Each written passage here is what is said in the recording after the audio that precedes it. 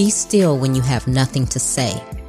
When genuine passion moves you, say what you've got to say and say it hot. That is a quote by D.H. Lawrence.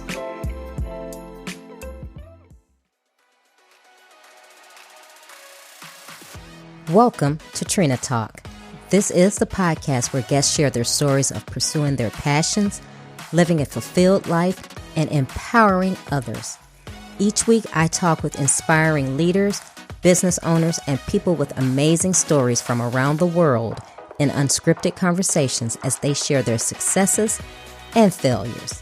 This podcast is all about empowering you to keep striving in your personal and professional life. I am your host, Trina L. Martin. Welcome to episode 174. I am delighted to announce that I'll be speaking at Women in Tech, Texas on 19th through the 20th of May, 2022. This event offers an immersive educational experience for like-minded women to access proven strategies and tools to support them in their mission to achieve their career goals. Registration is now open. Book your pass today and secure a 15% discount with my special discount code. And that code is WITTSPEAKER15.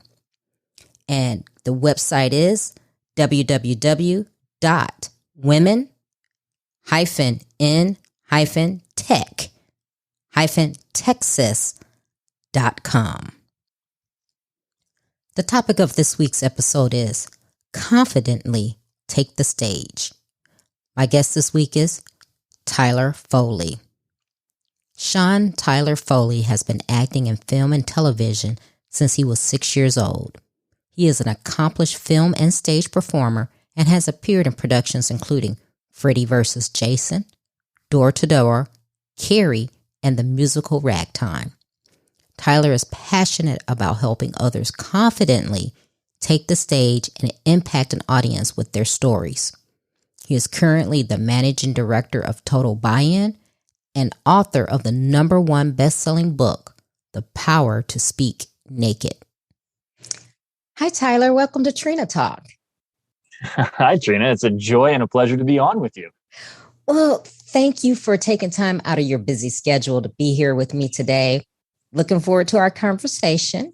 But how I start off the show, I ask all my guests to tell the listeners who you are and what made you the Tyler that you are today. Well, that is an excellent question. So to answer, I would say that Tyler is a father, a husband, performer, entrepreneur, best-selling author, drummer, seeker of warm beaches, and general goof. In that order, I'm pretty sure. And what made me who I am, what brought me to be here today is, very circuitous. I started in film and television when I was 6 years old. More specifically, got onto the stage at 6. Got into film and television in my late teens. Was an actor and performer professionally in the union for 20 years. Went to school after retiring from the business at 20 years at the ripe old age of 25.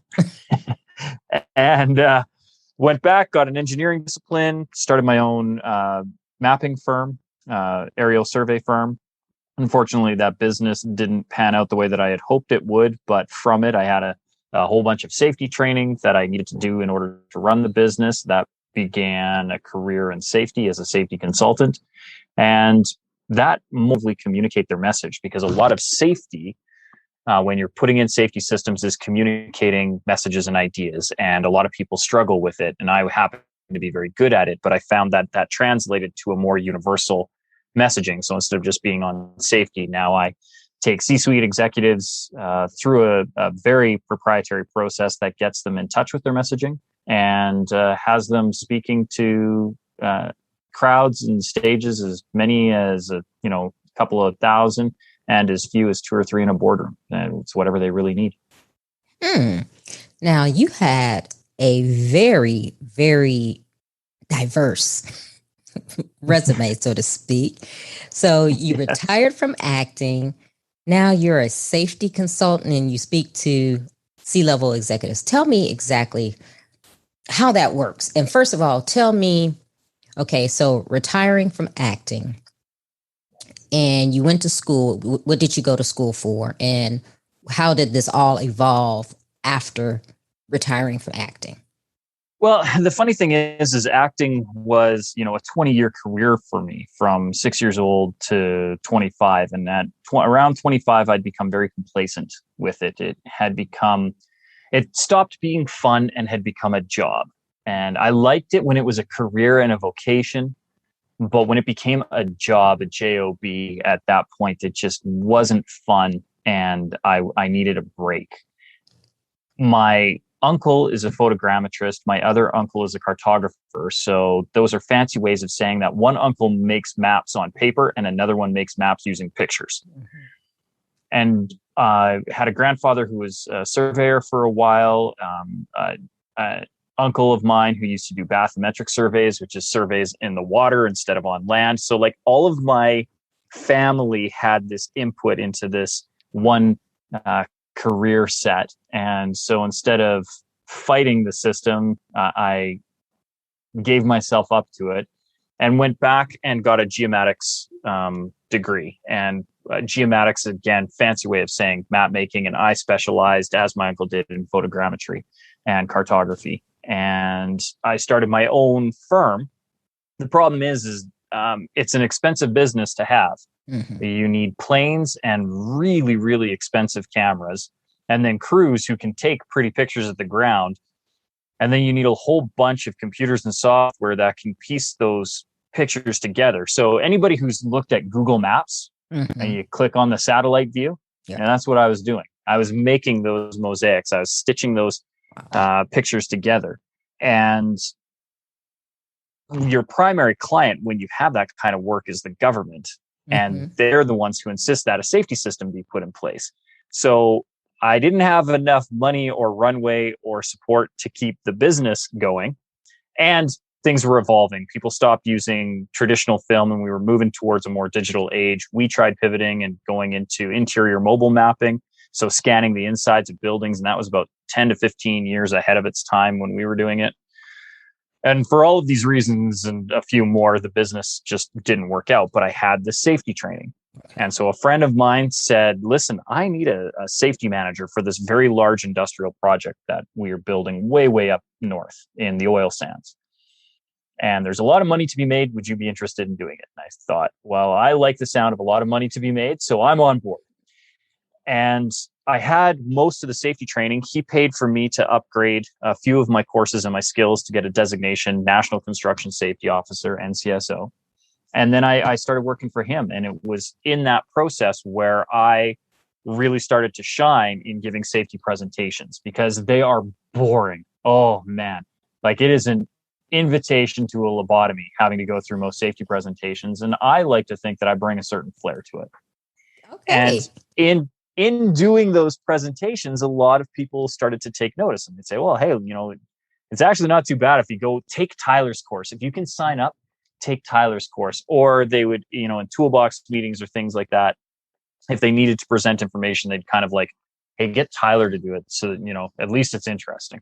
Right. And I started to build this reputation of being able to deliver really well. And it's a skill set that I've honed over 35 years. I mean, when you are on stage at 6, you figure out how to keep an audience entertained and engaged. And so I just translated that into a professional world.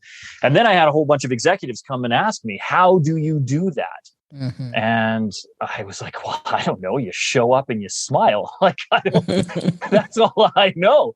And so I really had to deconstruct what it was that I did. And then I started to teach some executives how to do it. And then the nice thing is through different components and different introductions, I've now started to work a lot with charity directors. Mm-hmm. So, and it gives me great joy when I get to do that because I have this one skill set, I'm pretty inarticulate, and that's basically it. I suckered my wife into marrying me just on that principle alone. And so I don't really, in my estimation, don't have a lot to offer the world other than this. And so showing people how they can tell an engaging and effective story, how they can get their messaging out in a powerful way, especially when it has a charity component or a social cause to it, that makes me feel good, because now I feel like I can contribute to society by helping these people really contribute to society. And so it's been a joy and a blessing for me. You know, I laugh because being an international speaker as well, I do know that there's a lot that goes into the whole speaking. And it, like you said, especially if you don't want people like falling off their chair and killing themselves, just like you have to know how to do it. Cause I went from being an officer in the Navy and speaking on that level to actually now taking stages and speaking. And I was like, yeah, I could do this. And I had the confidence and everything, but there are two different worlds between, you know, delivering something to an admiral or general and then to something that, you know, you're trying to empower someone or train someone to do. So they're very different. And so when you're speaking to your C-suite executives, because you would think someone on that level would be okay with their speaking, right? You would think that they have mastered it. What are you finding that you run into that's a common pain point, if you will, of those executives? That they're unsure of their messaging. And it's funny because that you said that, you know, you would assume that they have made it to that level because they know how to do these certain skill sets, and public speaking being one of the major ones. But what I have found is that, you know, you go to the Wharton School of Business, and sure, you are required to give presentations, and, you know, you come out with your MBA, and, you know, you work through whatever corporate gig you have until you rise to this level of CEO, and now you have this title. You know, a lot of times you're coming in a junior executive role, and that's your base entry level when you're coming out of some of these schools. And although they do a really good job of preparing their students, and I shouldn't pick on Wharton, it just was the first one that came to mind, but I mean, any executive school, you know, they're preparing their students really, really well to understand business in a higher level, in a very analytical level, but they're not arming them with this one soft skill. And so as a result, a lot of times they're getting by with like having to do a PowerPoint presentation, and they just put a whole bunch of notes up on the screen, and then they read through them really fast, and then now I'm done. And I think there's a point where they realize that they are losing the messaging. And there's a point where they want to do better, because they know how boring it is to sit in that presentation just as much as everyone else is, and they don't want to do it anymore, but they don't know where to start. And that's where, you know, it's been really helpful for me, especially having the book, to be able to say, listen, here's some quick tips for you. Just try this. You know, the first one that I often tell, and it blows a lot of executives' minds when I work with them, anybody actually that I tell this to, I'm like, you don't have to talk as much as you're talking. And they're like, but no, I'm the executive, you know, and I have to give this keynote presentation, and we've slotted in a half an hour. Okay, well, first of all, who slotted the half hour? Because if it's your company, you have the ability to dictate how long that time is. So who said it had to be a half hour? And the next thing is if it is a half hour, who said you had to talk the whole time? One of the best things you can do is ask other people what their opinion of this is. How is this landing with you? What do you feel about this? And that's when you really get that real engagement. And that's when you can find out how you're doing as a leader, because it's that feedback that you wouldn't normally get to have, especially if you have an entire corporation in an auditorium. That's when you can find out the things that you really need to know as a leader. And it takes the pressure off you, because now you don't have to talk as much. You know, in a half an hour, if I'm giving a half hour presentation, the most that I'm actually presenting for is probably 15 minutes. Yeah, exactly. And that's what, like I said, there is a science to the method of actually giving a public talk or speech or whatever you want to call it. And not many people realize that, because like you said, they think, oh, 30 minutes. So I got to consistently talk for 30 minutes. And that's just not true. But I was thinking as you were talking, how many of those executives, once you work with them, do you find that not only is it in delivering a presentation, but just their communication skills in general? Yeah, well, and because I think people confuse the word. So a presentation, when we say it, people are thinking stage, auditorium, hundreds of people. It could be you, me, and one other person. And as soon as I have 2 or 3 people, now I have a crowd, I have a presentation. You and I one-on-one right now, that's a dialogue. This is you and I having a conversation. But as soon as you add one more person into the mix, now I have an audience. And so I've found that, it increases their ability and their confidence to have better interviews, right? If they're on a panel and they're interviewing people, or if they're giving those presentations to a board of directors, they have more confidence going in, because that's the funny thing too, is there's this weird shift in dynamics from I am the CEO and you are the people who work with me and for me, to I am the CEO and I now have to answer to my board of directors why our stock took a hit last quarter.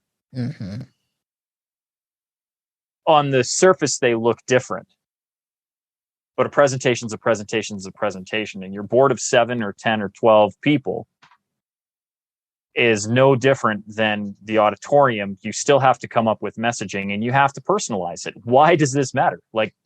And why should it matter to your audience? In one case, the board, in one case, your subordinates.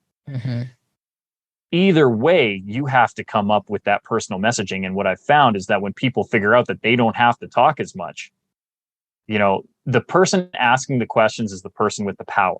Right. You don't want your board asking the questions. Right. You ask the questions of your board. And then that way you direct the conversation. How do you feel about last quarter's performance? Well, we're concerned. Tell me why. And then you can start to answer their questions. And all of a sudden they feel validated, listened to. And then even if you had a miserable quarter or a year, you're doing fine because you are the authority. You are the one with the answers. Nobody knows the company better than you. Or in the case of just a general presentation, if you're telling your story, nobody knows your story better than you. So either one of those scenarios, you are the expert, you are the authority in the presentation, or they would have asked somebody else to come up and present. And so it's just a matter of taking that power, directing the conversations, and then the time flies. That's the other thing. Like you and I have been going at this now 15 minutes, and I feel like it's only been 3 or 4. Because we're having a dialogue and a communication. Yes, exactly. And with those CEO, C-suites, executives, when you are working with them, it's funny. And I would love to see this, because I'm pretty sure they're like, yeah, I got this down. But how many of them actually get it where, you can see it goes off in their head and they're like, oh. I feel like a dentist. 1 in 5, 1 in 5. I'm the dentist who doesn't agree that gum is good for you. About 1 in 5 gets it like right away where but they're also, I find that's just general humanity. Like, how coachable are you? Yeah. Right. And the funny thing is a lot of people get into a leadership position because they are coachable. Make no mistake. That's one of the reasons why I really like working with executives and entrepreneurial types.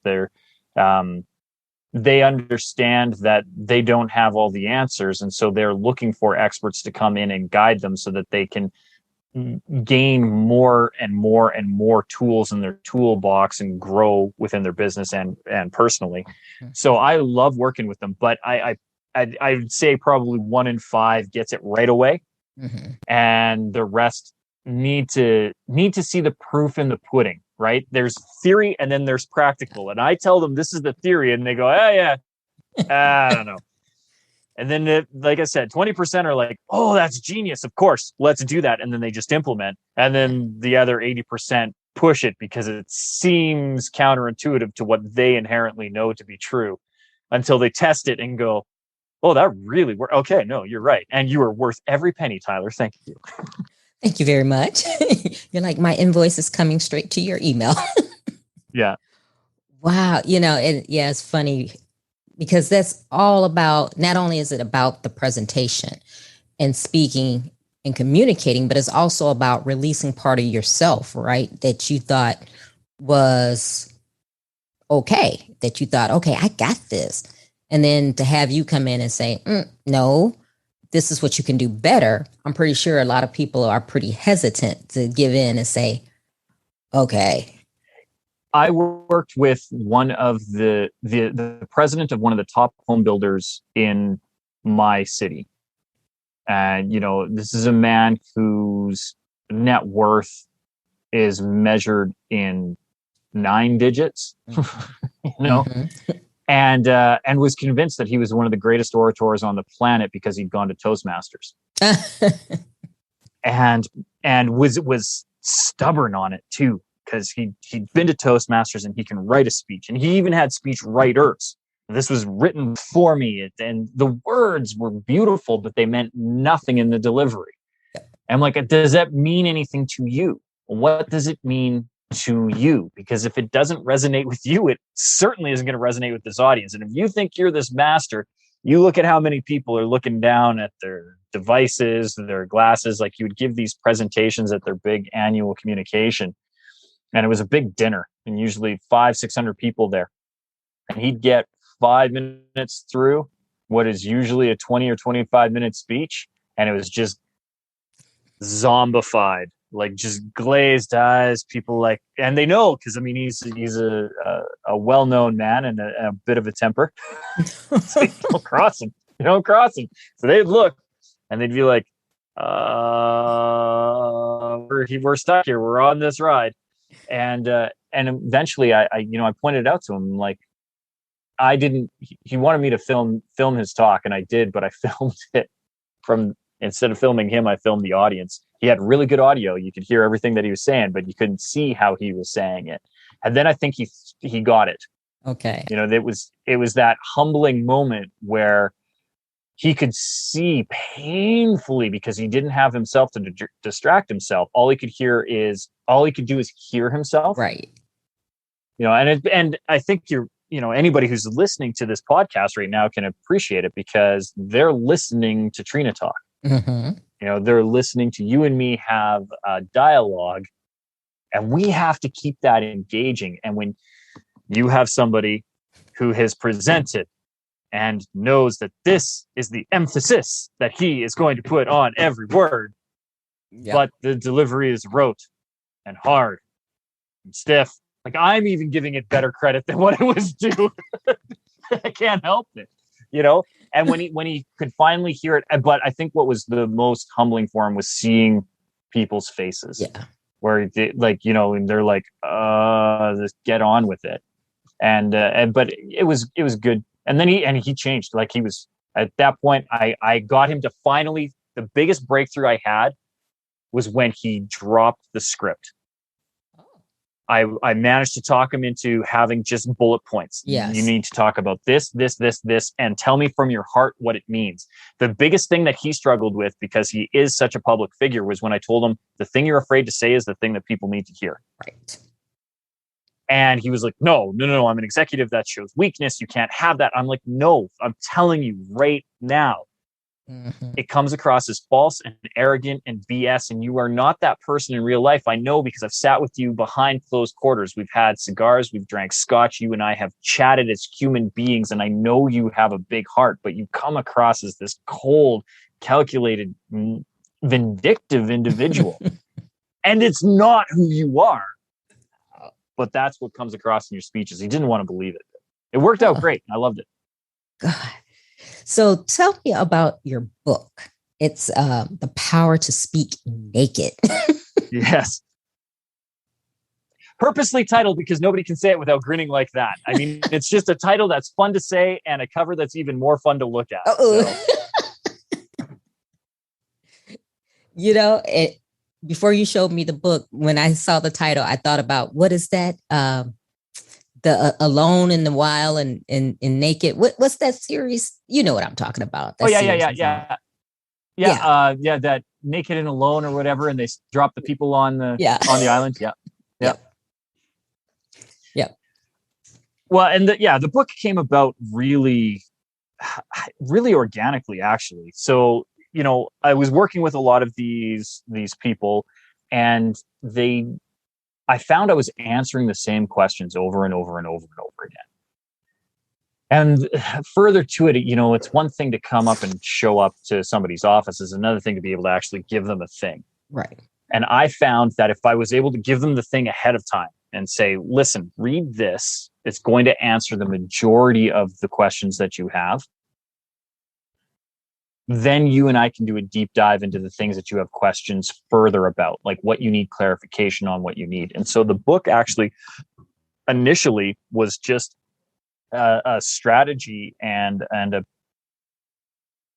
a tool for me to be able to open the door and get people to start thinking about public speaking in a different way.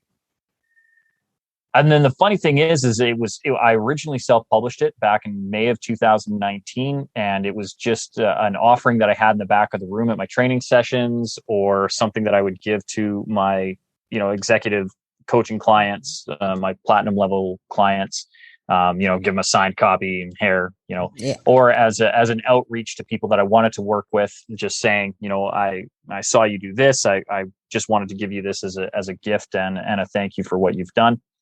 And it was just a giveaway, right? It was a door opener and a business card, really. Right. But at one of my events that I was at, my publisher was there, my current publisher, and he came to me afterwards and said, "Listen, I picked up a copy. I see that it's self-published. Have you thought of traditional publishing?" And it wasn't even a thing that was on my radar. And I thought, well, sure, why not? So September 7th of 2021, all of a sudden the book is on bookstores. It reached the hot new releases, Amazon #1 bestseller. It was, it had a real push to it. So that's been really rewarding to see that, either because it has a controversial title and can't be advertised on Jeff Bezos' site because it doesn't meet their advertising standards, or just because, it's a fun and easy read. I don't know, but it's been a really interesting journey to go from performer to speaker to author and then best-selling author. It's been fun. It's been fun. And so what are some of the things you talk about in the book? Are they different, or you go more in depth than what you just talked about, what we just talked about earlier? Oh yeah, no. So the book, it takes 35 years of my experience and compresses it down into 10 chapters. And it's nothing that people can't find by Googling, public speaking, or doing an Amazon search and getting those books. But what differentiates it from other speaking books is, I didn't write the book. Okay. I spoke the book. Mm-hmm. I'm a speaker. Mm-hmm. And so what we did was we took all of my training sessions and transcribed the audio and then comprised it into the book. So one of the things that I've gotten as feedback from the book is how refreshing it is to read, because it reads like one of my training seminars. Okay. And so when people come to a training seminar and have never read the book, and then they read the book, they're like, it's like you're talking directly to me, because I am. Or if they've read the book and have never been to one of my training seminars and then come, they're like, it's like I could hear you already. Like they already know me. There's a familiarity. And then the way that I present the information. So, telling people that they need to connect with their audience, like that's earth-shattering news, right? Like every public speaker trainer is going to tell you that. But how I get you to connect with them from a performance perspective. First of all, what is your story? Let's dive deep into why that story matters to you, and then why that should matter to your audience. As Les Brown has famously said, never make a point without a story, and never tell a story without a point. Okay. And I love Les, and especially his ability to tell stories. Like he's got it down, and he should. He's a titan of the industry. But what I do is I connect people with why that's important and really get them to draw out their own story instead of telling anecdotes and somebody else's, reading through Aesop's fables and giving yourself, some kind of something. Tell your story and get your audience to connect with you and really actually be vulnerable. It's one of the reasons that the book is titled The Power to Speak Naked, is I want people to be able to expose themselves and speak the raw, naked truth. Say the thing that they're afraid to say, and be confident in the fact that it will be received, because the thing you're afraid to say is what your audience needs to hear. That's the thing that changes them. That's what hooks them. That's what gets them to see you as a human being and allows you to have them walk a mile in your shoes. And that's how you take them on a journey of understanding.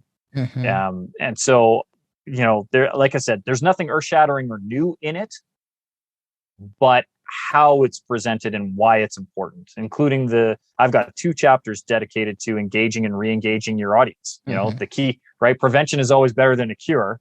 So the prevention side is let's not lose them in the first place. So these are all the tips that I have so that you just never lose your audience. But on the off chance, I've had a bad day. You've had a bad day. We've all had bad days, and maybe we're not on our A game, and maybe we don't keep that audience engaged. So here's your backup plan. Be a Boy Scout. Always be prepared. This is how you're going to keep your audience engaged. If you happen to find that you're losing them, I have an entire other chapter dedicated to re-engaging them. And then we talk about story, and we go through preparation, proper preparation. I think that's the other difference. I think it's one of the things that sets my book apart from any other, is the things that I focus on when it comes to preparing for a talk is drastically different than what most others do. I talk a lot about breath work, technical preparation, and then mental preparation. Yeah, it's funny because my speaking coach is Lisa Nichols, and she goes in. Yes, she's awesome. And she's incredible. Yes, she is. She is. And I love her and some of the things that she's taught me. And it's funny because I actually have a talk in a couple of weeks, and I've been practicing and going around, and I'm like, yeah, I know I want to say it like this. No, I want to say it like that, because it is important how, what are you going to highlight? How are you going to make something stand out so that people actually listen and engage? And that's what's so important. You don't want the people looking at the phone. And I totally agree. The story is what connects people. I mean, if you just go up and you're telling them 100 statistics, they're going to be like, okay, I can like read that in a book. But if you're giving them a reason for these statistics and you're saying, okay, here's my story, here's how these statistics are relevant, then all of a sudden you have a captivated audience, right? You have somebody who's engaged with you. Stats tell, stories sell. It's an old adage for a reason. And I mean, when you talk about Lisa Nichols, I mean, you don't get to put up motivating the masses for nothing, right? Like, exactly. And how do you do that? As you said, it's that story. And it's one of the first questions that I always ask, like, why is this statistic important to you? Right. Like tell me why. Yeah. What does it mean? And if somebody is stuck with it, I'm like, okay, well, if you can't answer that, that should be an indicator. But if it's a statistic you still need to present, ask your audience why it's important to them, and let them drive the conversation. So there's always ways of presenting information, including dry information, in a way that connects to the story. And I had to do it with safety. People see that, falls from heights are the number one cause of death in construction sites. Okay, great. What does that mean? Right. So what does this mean to you? And then you have the one guy go, well, I was working this site and I saw a guy fall off a pitch, or it happened to me and now I've been on disability for the last 15 years. And that's why I can only do these jobs. And I miss being able to have full functionality and things like that. Like it goes on and on and on. And it's when you get those personalized messages and stories that people start to think in and let it sink into their psyche. So. Oh yeah, it's definitely important. Like I said, I always think about that when I'm crafting my own talks, because I'm like, I try to put myself on the other side, because I'm thinking, okay, if I were sitting listening to this, how would I want this? How would I want to hear this so that I'm engaged and I'm really paying attention, and not only that, afterward to remembering what was said. So yeah, I love it. Yeah, we can talk about this like all night. I really like it. So It's almost like I could do a 2.5 to 5 day workshop or seminar on this one topic, Trina. This one topic. And you could, believe me, And I you have, could. and I do regularly. You could. I mean, it's just so, yeah, it's the art of speaking is really an art. It really is. So yeah, you mentioned Les Brown and like there's Lisa Nichols and just people like that you're like, wow, how, because you've come across those people who talk and you're like, man, they could sell me sand in the desert, and you're like, oh, just because they delivered it right. One of my favorite speakers is Molly Bloom. And, I've had the privilege of getting to do a few events with her and see her backstage. And one of the things that I love the most about her is who she is on stage is who she is off stage. There is no difference. Mm-hmm. But what's funny is when she's on stage, just how commanding she is. And what's interesting is watching her, like somebody who has gone through what she has. For those who don't know, Molly Bloom was former Olympic athlete, downhill skier, extreme athlete, and had a horrible crash that derailed her career and basically stopped her from doing it, and ended up, if you ever get a chance, watch the movie or read the book Molly's Game. She ended up running the largest private underground poker room in the world, and got busted by the FBI and would not, and she had, her black book had A-list names that they wanted to get in and bust, and she would not turn on it, ended up having to do a little bit of jail time for it. And that's who we're dealing with when we're talking about the great Molly Bloom. And yet backstage, bundle of nerves. Mm-hmm. And I've always been fascinated by that. And just stage fright in general has always fascinated me, because I didn't experience stage fright until I was 14 years old, and I'd been on stage since 6. So there was an 8-year gap from being on stage to the first time I went, oh, this doesn't feel good. Because for every other time, this felt good. Mm-hmm. And particularly in her scenario, because usually when I do a drill down for that, somebody has had something at some point where having the spotlight shone on them was a bad thing. Mm-hmm. And so then, and that usually early on, it's often when I'm working with my clients, it's, being called upon in the classroom and the teacher says no or scolds them for it, and the class laughs. And so they know that when they speak up, particularly in front of a group, it's bad, and that's an association thing. But with Molly, I have no idea where it comes from, because, I mean, again, elite athlete, competing oftentimes, bound for the Olympics, and yet watching her prep backstage is endlessly fascinating for me. And another one that I absolutely love, who's the complete opposite, is Phil Town. Phil Town is one of the greatest speakers I've ever seen. He's so smooth, but because he knows his stuff. Like he's just talking from experience in his heart, and he does it over and over again. You watch him backstage, he's the same thing. He's the same guy on and off, same as Molly. The difference is, if he's nervous, I'll never know. Maybe because he's ex-military, I don't know, but like, he cool as a cucumber from A to B to Z. He's just wonderful. I just love watching him when I get the chance to see him. That's interesting. So, in your opinion, what do you think it is that makes people like that? Some people have nerves, some people don't. And I'm not talking about the people who are just like afraid of public speaking, but I'm talking people like us, us, Molly, people who are speakers, and even though we can get out and do the craft, the behind the scenes, because I get a little nervous, but it's like once I hit that stage, I'm like, all nerves go away.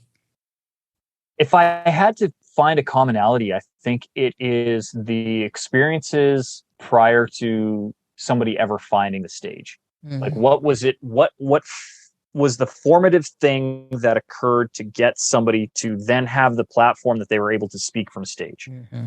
You know, I look at somebody like my friend Sean Douglas, ex-Marine, very recently retired from the Marines, runs an incredible company called the Success Corps, and Corps is CORPS, like the Marine Corps. And, you know, he's somebody who had military trained, has literally put his life on the line. And so what's standing in front of a couple hundred people and talking about my experience is going to be? Right. Like for him, it's like, and this is better than my other day at the office, you know, like he's just smooth with it. For me, I was on stage at such a young age that stage for me is where I find my joy. Right. Because it is a place of comfort for me. It's a place of play. It's a place of excitement. It's a place of joy. Like I have a lot of positive acronyms around being on stage. And so, you know, what is it that brings you to that stage? And how welcoming are you of attention in general? Mm-hmm. You know, I guess and I'm completely speculating at this point, totally off the cuff. If I had to do a psychoanalysis of Molly right now, being a completely and totally untrained, unprofessional, I would say, you know, she was in a sport where even though there were spectators, it's a solo sport, right? The only person you're competing against is yourself and a clock. And then particularly then when she pivoted from Olympic athlete to poker game, and you know, you don't want people knowing what you're doing, right? So maybe that is a commonality there, where somebody like Les Brown, who came out from, you know, started as a radio DJ, mm-hmm. It was comfortable using his voice, was comfortable talking to people even though the people weren't there, you know, to actually be able to see. But you and I both know, being on stage, there's really no difference. If you were on it, particularly the bigger the auditorium, the harder and harder and harder it is to see people. The more lighting there is, the harder and harder it is to see people. So I think, you know, for Les to be able to have spoken to the largest crowd, a world record crowd, I think was probably easy for him, because how do you even see those people? You don't. It's just this massive humanity and energy at that point. So I don't know what the common thread is, but I think a formative experience to why you're there. And then what I do think is the inner confidence, knowing that your messaging matters, right? Yeah. Like the people who do it really good know their story, and they don't deviate. Mm-hmm. And they don't care who listens and who doesn't. Right. They're there because they have a thing to say that they know, if you listen, is going to have an impact on you. And if you don't listen, that's okay. Right. But for those who pay attention, hey, listen, I've got this thing. And if you pay attention, I think I can change the trajectory of your life, even just a little bit, incrementally. But I want you to just pay attention to this. And they're comfortable with that. They're comfortable with not everybody's going to resonate with them. Mm-hmm. And that's okay. The people who resonate with them, they're going to make a difference. And that's who they're going to focus on. And that's who their messaging is for. And that's when you have the people who have the most impact and the most resonance and do the best at this work. Yeah. I totally agree. I just had to get your viewpoint on that, because in my nature, I'm an introvert, but speaking is like my jam, right? And I think I totally agree with you, because I remember growing up and being in church and doing plays and things like that. And that's kind of where I really felt big, because, you know, being the last child, being an introvert, being, you know, so that was like where I really shined at. So I was really excited to do things like that. So it's I guess speaking would be a normal thing coming from that. Well, and it's funny because you'd be surprised the number of professional speakers who are introverts. I'm one too. And a lot of people don't think that, because I have this very gregarious personality and I'm outgoing, and people think that I'm social. Mm-hmm. But what I think a lot of people don't understand is introvert is not somebody who doesn't like social scenarios necessarily. I find them draining. Yes. But I don't not like them. but it's the fact that I find them draining that makes me an introvert. That's the difference. An extrovert is energized going into a crowd. People give them energy.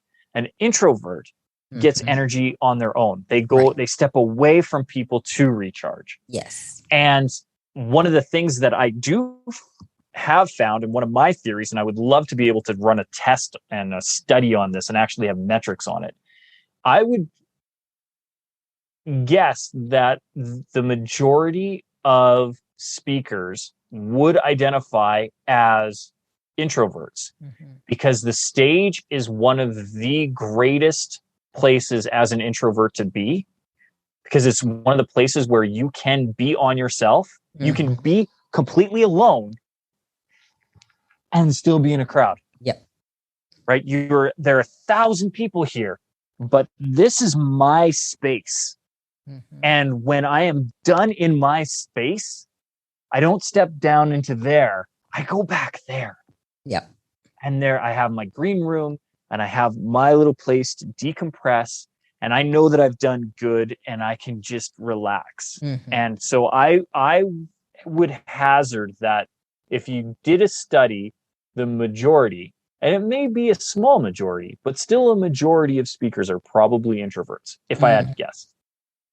Yeah, I think so. I really do, because I know I'm one, like you said, I get drained by crowds. Like, people always ask me, they're like, "Oh, you must be social. You do the podcast, you speak." And I'm like, "No, actually, I'm an introvert." I'm on when I do those things, because it's draining, and people look at me in confusion because they just don't understand it, and I can't explain it to them. I'm like, it's almost like being on a drug and getting a high that, you like, but then you come down when you're done, and that's my best way of explaining it to people is speaking, the podcast, things like that are my high. It's something that really takes me to the next level.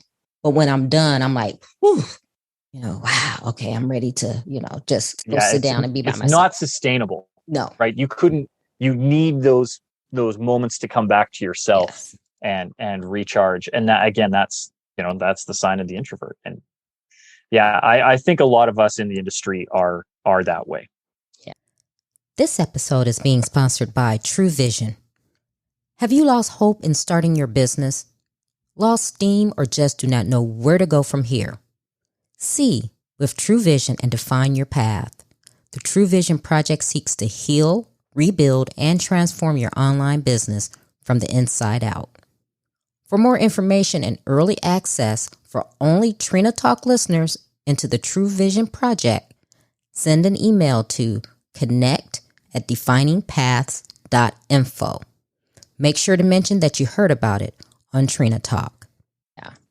All right, let's get on with our questions. You ready? I am ready. I've been pumped. I was promised 10 questions to wrap up. Rapid fire. I am pumped to do this. Let's do it, Trina. All right. Who or what motivates you? My daughter. Good answer. What demotivates you? Crowds. Yeah. Oh, when was a time that something was said or done to hurt you, but it worked for your good?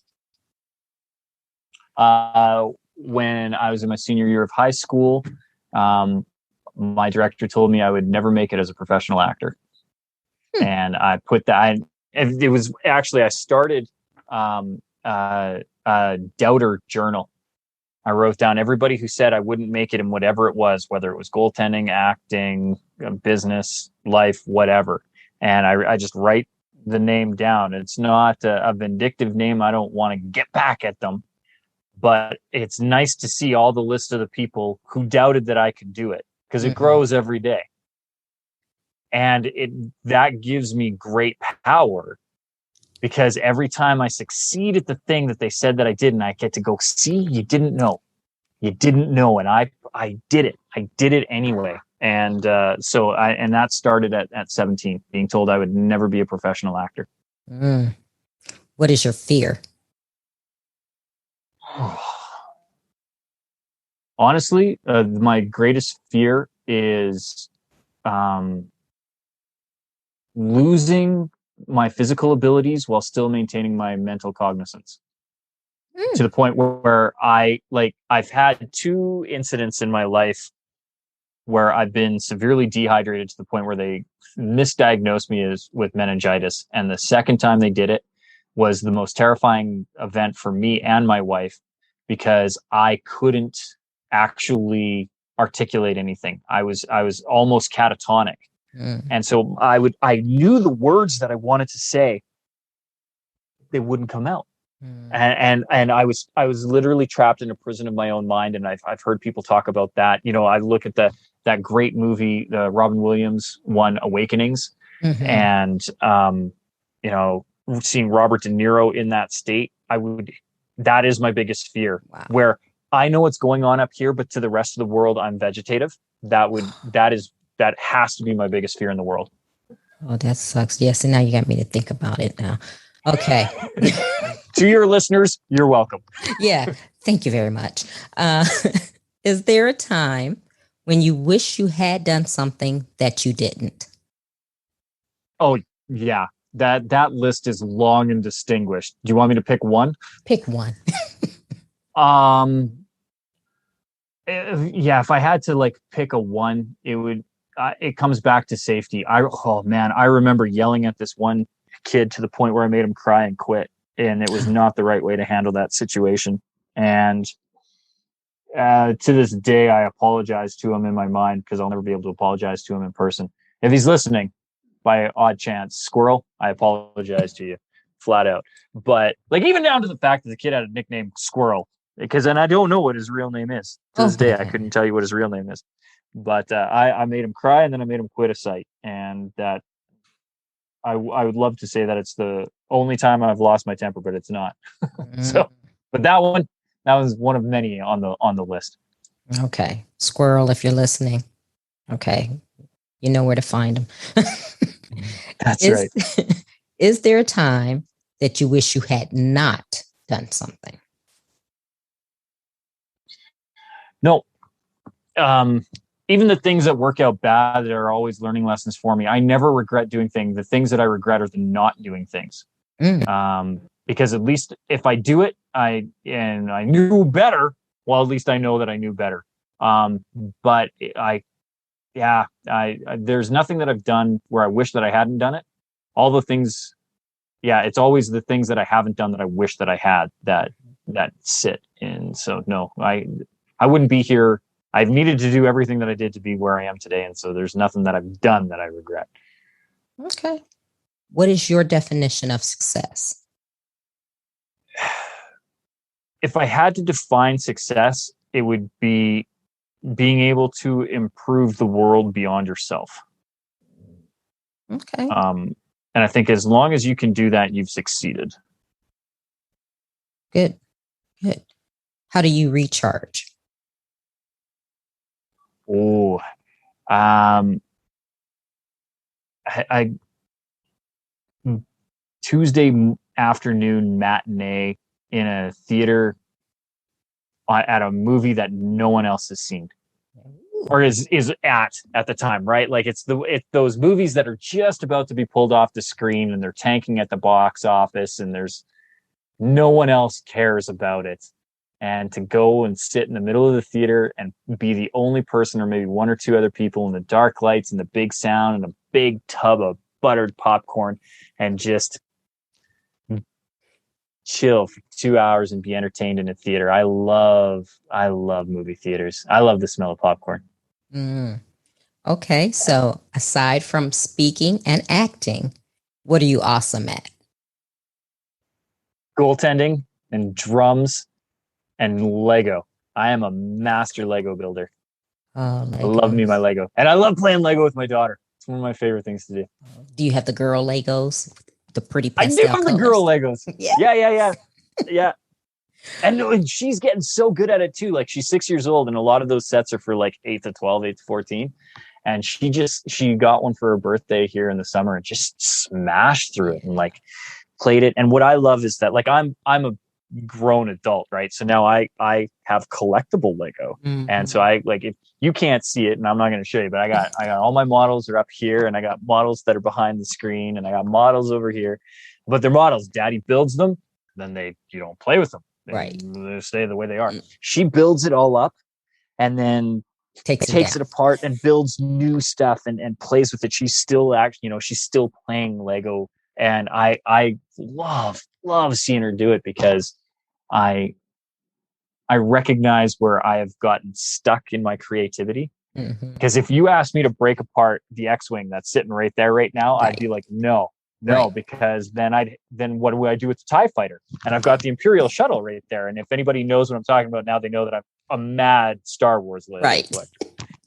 Yeah, see, I knew exactly what you were talking about, because I think I bought those sets for my son, and and I've also bought sets for my daughter.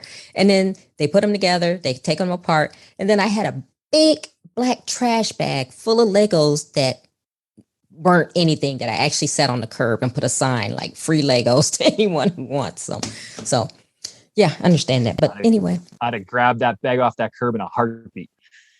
Well, you could have had them, because it probably was about $200 or $300 worth. No, probably more than that of Legos. Oh, yeah. What legacy do you want to leave? Oh, I love this question. This is my favorite question. My daughter. She is my legacy. I was on a show a couple months ago, and the host asked me, if somebody searched your name 100 years from now, what would you want to come up in the search? And I thought, what an amazing way to ask what you want your legacy to be. Like, I loved the ingenuity of the question. And I remember my gut instinct was, I want that to read that I was the father of the Prime Minister of Canada. And only because it was the first thing that could come to my mind that was like a recognizable achievement. And then I realized, as I was saying it, I'm like, actually, I don't care. I don't care what the thing that my daughter does is that she's known for. Right. But I want it to be so impactful that people are like, oh, that was her dad.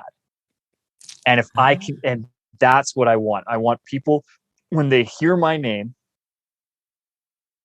whatever other legacies that I can leave, and whatever change that I can put into the world, it starts with my daughter. And when we go back to my definition of success, like how do I leave the world a little bit better? It starts with her. And I have to get better for her on a daily basis, because Lord knows I'm not a perfect father. And we have our challenges, especially now that she's 6 years old and starting to find her independence. But how she comes out of the world at the end, whatever her eulogy is, and whatever is written on her epitaph will be a direct reflection of me. And that is the legacy that I want to leave, is Mackenzie Lynn Foley. Wow. All right, Tyler, tell the listeners how they can connect with you, get your book, get you to help them speak naked. Well, I will tell them all how to do that, Trina, but I want them to do me and you a favor first. More specifically, I want them to do me a favor, and that is help you. And what I want them to do is, whatever device they're listening to this on right now, whatever platform they're on right now, I want them to hit pause, and I want them to reflect just after they hit pause on what their favorite episode was, or if this happens to be a helpful episode for them, what the favorite tip or trick or whatever they've gotten out of this conversation. But I want them to give you a 5-star review, and I want it to be detailed.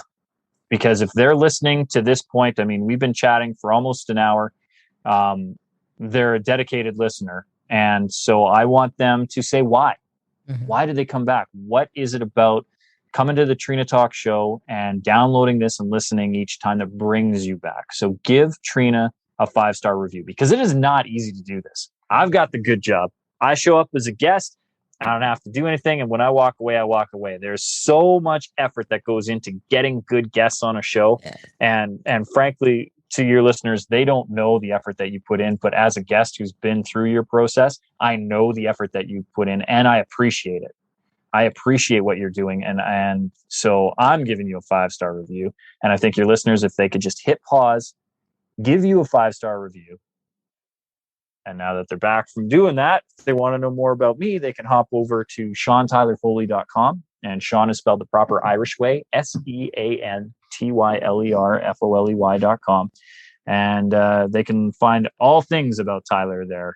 They can find my calendar, my speaking events. They can get on with the training. They can reach out to my team. They can even find ways to reach out to me personally. They can get copies of the book. Although I would say you can order copies of the book from the website, but one more favor to ask your listeners, if they want to get a copy of my book or any other book, if they could go to bookshop.org, particularly your US listeners. This doesn't really work so well for the international listeners, but for our US listeners, if you go to bookshop.org, the next time you're thinking of picking up any reading material, whether it's The Power to Speak Naked or anything else that's on your reading list, because bookshop.org will connect you with your local book retailer, your mom and pop shop.